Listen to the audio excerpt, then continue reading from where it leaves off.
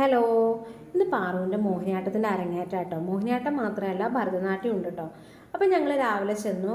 Makeup നേരത്തെ start ചെയ്യണമല്ലോ. അപ്പം ഞങ്ങൾ രാവിലെ ചെന്നപ്പോഴത്തേക്കും കുട്ടികൾ കുറച്ചൊക്കെ പേര് വന്നിട്ടുണ്ടായിരുന്നു. അവർക്കിടയൊക്കെ മേക്കപ്പ് തുടങ്ങിയിട്ടുണ്ട്.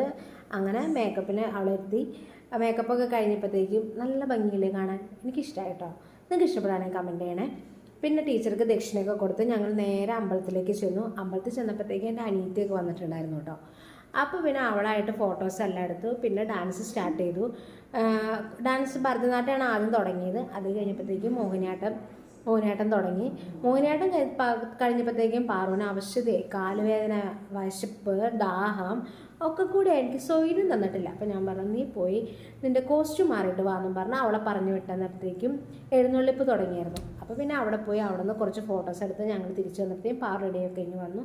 പിന്നെ ഞങ്ങൾ നേരെ കുലുക്കി കുടിക്കാൻ പോയിട്ടോ. ചാനൽ ഇഷ്ടപ്പെടുകയാണെങ്കിൽ സബ്സ്ക്രൈബ് ചെയ്യണേ.